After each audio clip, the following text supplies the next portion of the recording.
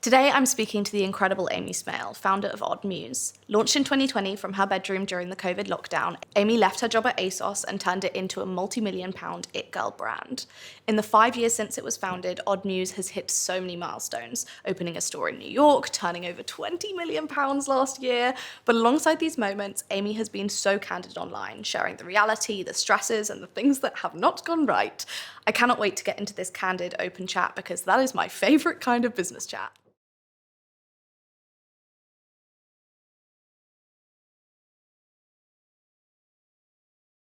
Thank you so much for joining me. Thank you for having me. I'm very excited for this conversation. I feel like at any given time we could have a proper, 3-hour conversation about what we do. And Yep. I'm very excited to have another one with you. Yep, of course, always. So let's take it back to when you decided to found Odd Muse. Yeah. Can you tell me a little bit about the story of the first few months of its existence? Such a whirlwind. Didn't expect it to happen at all. I was very comfortable just wanting to pack orders by myself and work for myself for a little while. It became much more than that very quickly. And I think in that time of my life, I was just super reactive, and I learnt very quickly that this was going to be something quite big. So yeah, I feel like I've kind of been running from that moment. So in those first few months, what would you say the moments were when you kind of noticed, do you know what, this might be something bigger than just a small business that I'm doing as a kind of, hope this is going to work? I think it was from the fact that I really believed in the blazer, and that's what grew the brand so much in the first 3 months. So I kind of thought, this isn't just a viral moment for me. Like, my customers loved what I anticipated, and it just built this confidence in me to just keep going and build something quite big. So I think it was the blazer, and just that's what I thought was going to work, and it really worked. And are you pleased that you kind of doubled down on one specific product at the beginning? Because I think a lot of Absolutely. people think that it needs to be kind of like you need 3 collections lined up. They all need to be really different. Absolutely. I think if I was starting again, I would definitely still have something lined up for a few months' time. I don't know, maybe I just didn't think I was going to make it to the next collection. I had nothing prepped. So it was a bit of I kind of chased my tail for like a whole year to try and get collections planned in. I get so many questions from people who are in full-time jobs and considering taking the leap into starting maybe a side hustle or their own full-time business or going freelance. Do you think you started at the right time? And how do you know if you started at the right time? What advice would you give to people in that situation? I think I did and I didn't start at the right time. Like, I started during COVID when everyone told you that, launching a business was quite possibly the worst timing ever. However, for me, I had spent 2 years with the idea of Odd Muse. Everything was planned out to an absolute T. So for me, I was ready, and I think that's the most important thing. I wasn't rushing to meet a date. The only thing was, I've done all this prep and I'm really confident in the idea. So I think spending time with your idea and getting to a point where you are deliriously confident, where, people not even being able to go outside and wear clothes and you still want to launch a fashion brand, I think that's where you've got to be, and that's where you're going to be ready. I planned Odd Muse for a long while I was still at ASOS. Yeah, was there ever a time where you wish you had started it as a kind of side hustle rather than a full-time thing? I did have a bit of a side hustle going on with some graphic design that gave me the support to leave my job. So I think it's like, if you are in a position to leave your role to put everything into your brand, do it. But if, it's going to be more stressful, don't do it, and try and juggle for as long as you can. I know early on there was one influencer in particular, Lorna Lux, who really changed the game for you in terms of your success and virality. Could you tell me a little bit about that and about your early strategy in terms of influencer and social media? I think for Lorna, it was very aligned. She had purchased the blazer and she was shooting it in Paris, and I kind of feel like it was just a moment that I could never have planned for. I do think that transpired to a viral moment because of how organic it was. So I really lend that moment back to having a good product, and having a product so good that one of the biggest influencers in the UK has bought it. But in terms of what that taught me, all of a sudden I had so many people wanting this blazer that I had already sold 100 units of. So it taught me to be super reactive, and I chased that stock, and we managed to get a pre-order up for around 700 units that sold out. So I think I learnt very early on the power of influence in the right way, in an organic way. It's not just paying anyone to push any product. It has to be a lot more refined and aligned with your brand. And at the beginning, when you were kind of designing the blazer, for example, and looking at your target customer, were you looking at your kind of target influencers at all in terms of their Absolutely. style? It was like a big inspiration. Yeah. Obviously, Adobe Express is about making it super easy to create content, especially when you're the one person doing like branding, logistics, like being the warehouse, doing all the shoots and everything like that. How long were you, I guess, that kind of solo founder that was also solo employee doing everything? Oh, for the majority of the first year, the only people I hired in the first year was really to help me get orders out, like socials, designing, emails, everything like that was on me for a good whole year. So apps like that just streamline it are just absolutely imperative to have it at your fingertips. So yeah, that was about a year. As a founder, you need to not make things hard for yourself because everything's so hard already. So efficient. If you can save any time anywhere, you need to do that. Yeah, I completely agree. I think that's a big game changer in terms of productivity and just being like, I don't need to wear every single hat, or I still can, whilst using tools that make it a lot easier for me to do that. Absolutely. Beyond obviously the gorgeous product, a lot of the success you have seen has come from sharing the journey and posting about that on socials. Was that an original part of your strategy, and how much of a role do you think that has played for you in terms of the success of the business? Huge role, massive part of our strategy. When I was first starting Odd Muse, it was kind of, in my mind, I was like, it's all I have in terms of showing my story on socials. We don't have big budgets when we start brands.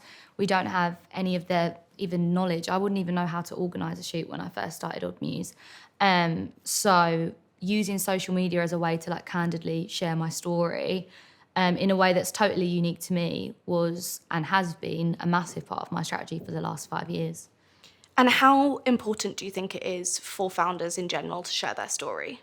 I think it's important. I always say that, no one is you. So no one has my story, and that's what makes Odd Muse's content so unique. A lot of fashion brands can use the same models and plan similar shoots, and there can be a lot of crossovers. But if you're using yourself as a founder in your story, no one has your story, and that's just fact. So yeah, I think really important for founders to share. Yeah, I completely agree. And I think as well, when we're looking at industries where every industry is pretty saturated and is pretty saturated with huge incumbents. So I think as well, owning the things that make you different that you might see as a disadvantage and making them an advantage is such an important thing. Like, I reckon so many big brands are looking at your social content being like, oh, I wish we could do that. And they can book the same models as us. They can pretty much replicate anything they want, but what they can't replicate is me. How quickly do you turn around socials content, and what does a classic, I guess, content day look like for you? So I always feel like our content shoots are very chaotic, planned like maybe like a week before, because I feel like social, everything changes so quickly. And there's a lot of time where I've tried to plan shoots and content days really far in advance, and the content hasn't performed. So that's the only thing in Odd Muse that we like to keep on a very short turnaround, because things change all the time. In terms of what a typical content day looks like for us, we plan it out to a T. We normally have photos in the morning, TikToks in the afternoon, and we'll like repeat the looks. We'll have loads of sound saved. And yeah, that's kind of like the kind. We don't like to over plan, but we definitely have a mood board for images and a set deck for what TikToks we want to recreate or what we want to put our spin on. In terms of how we then, create that content into something, to post on our Instagram, we are able to use, the same social team that has created the content on the day. We don't tend to use like graphic designers or anything like that. We will just put our content into apps like Adobe Express. We don't leave loads of time in between shoot and going live on our socials, so we need sort of like tools at our fingertips to get that into sign off on a Thursday. Yeah, and I feel like that's so important, especially when you're saying like all of it is pretty last minute intentionally, so that you can be reactive and so that you can kind of be using on-trend moments within social media. And within companies our type of size, if you have the socials team who then needs to spend 3 days mocking up one story, it's just never going to work. So being able to have the same tools that they use every time, that means they can just plug it in and get what looks like, I'm always gobsmacked by how good the results look. And I think being able to turn that around so quickly, and actually, as you say, it being able to be the same person who's posting the stories and has taken the content, being able to do that without needing to go to a whole other team. Absolutely. And even from when I first started 5 years ago and used to use sort of like the classic Adobe apps, like how you can have all of that at your fingertips, and instead of just going back to your computer and spending a whole day creating something that you can now create within the hour. Yeah. And it's just as quality. Yeah, I feel like teams like ours would be at a loss without that type of thing. Yes, 100%. I could not imagine working the same way I did 5 years ago. And what do you think makes an amazing socials first brand? Founder transparency, which we touched on earlier, and just being able to, churn out that content. Content is constant, and understanding that. And it kind of, for me, it was a long time to get to that reality. I remember I used to do like one content day a month and get really disappointed that that wasn't enough. But it kind of needs to be constant, whether it's just you in the office or you telling them about your day or something you've worked on. You really just have to give people like all access. And I think that is how you grow your brand, through socials. And You now have 2 stores, one in London and one in New York, which is absolutely incredible. Huge congratulations on that. Why did you decide to go into physical retail when you are such a socials first online brand? I think for me, it was we'd grown a lot on socials, and a lot of people thought we were this Gen Z brand, and maybe we are. But the mission we're trying to be is a lot more timeless. And I kind of just thought it would be really good to have somewhere where people can experience the brand in real life. We've started with a super small store in London, and we tested it out with a pop-up, and it done incredibly well. So I feel like we kind of tested the risk first. And it's just been really successful, and it's been a way we often do things where we invite customers down, so it's been great for community.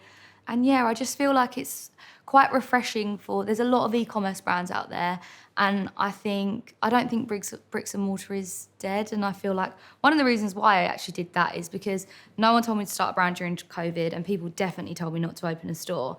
So I kind of thought the first step worked, so let's risk the second step. And then we just keep taking it further. So that's why we tested New York as a pop-up, and now we've signed permanent. It's so exciting, and I think that that's such a good lesson as well in like trusting your gut and really knowing your brand. I think I made so many mistakes based on the fact that like as soon as we started growing a little bit, I was then like, okay, well, this is what the people do. Like, this is what the experienced people do. So I need to do this. I need to do this. Like, I feel like I made so many mistakes early on purely from listening to too many outside opinions. Yeah, I think a lot of sort of like business norms are quite dated. And they're not unique to you. So I feel like you kind of got to take it with a pinch of salt. What would you say is the best thing that you invested in for the growth of the brand? And then also, what would you say is the biggest thing you've saved on? Ooh. I would say the best thing I've ever invested in is my team. I've just experienced it so much throughout my journey, where I've been trying to wear all the hats, and when I've hired one dedicated person, it's just improved dramatically, and that has spread like wildfire in Odd Muse. So I think my biggest saving also filters into my team a lot. We've kept the team quite small. There's not many layers in Odd Muse, and a lot of people work on a lot of different things. For example, our creative and social team, they're not separate. Our social team really leads the vibe for everything that we do. And I think that's why a lot of the time you'll see socials first before any gorgeous campaign or anything like that. So I think, not separating socials and creative has been a big saving for us, and keeping the team quite small for just that extra added job diversity. Like we had the buying team working on the New York pop-up, for example, and everyone gets involved in everything. So it's kind of like a saving, but everyone in the team enjoys it. And I think also it really helps for people to learn end to end for the business. Like I'll often ask the socials team about product we're about to come out with. So Yes. like truly to, you know, say if we're deciding between two colours, I'll come out and be like, which one do you prefer? Because it's like, you're the one speaking to the customers every day. And in a bigger company, that would be so weird. Like you'd never go to the socials team and be like, do you like this for us to buy? I think Odd Muse is still very much in like the startup phase, and I think we've got all the time in the world to really separate the teams, but for the moment it just really works for us. And how do you balance the need for high quality content with the fast paced demands of running a business? I mean, it's just a strict critical path. Like it's just always been so innate for us. So it's just having those deadlines, having everything ready for sign off, and just understanding from day one, this is a quick turnaround. And I think that's where apps like Adobe Express come in, because there's no other harsh reality other than that you do have that tiny window where the content might be dated or, you know, the content needs to go live.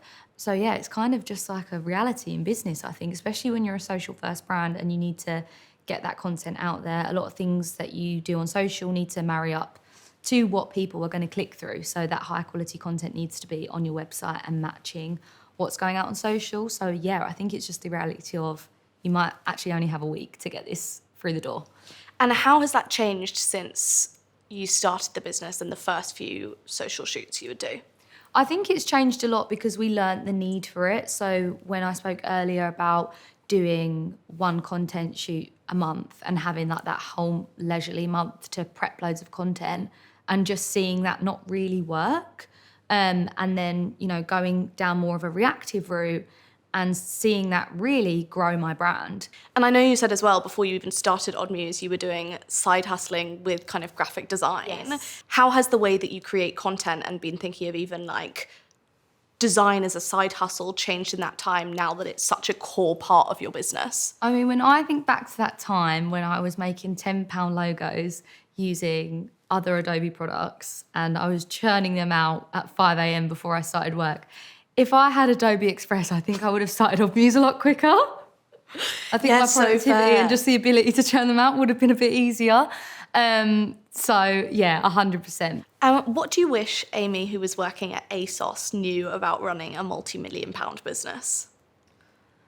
Oh, that is a good question. What do I wish I knew back then? I wish I knew how hard it was going to be.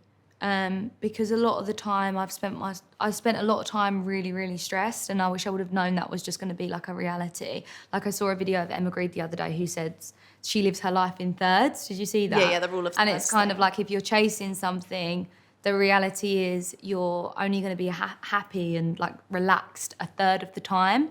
And since hearing that, it's kind of like it validates what, instead of constantly trying to like bring up your mood or tell yourself in 2025, I'm not going to be that way. It's kind of like, oh no, this is actually the reality. So I think I wish I knew that, because over the years, I feel like I've been like quite dramatic in situations that are going to happen again.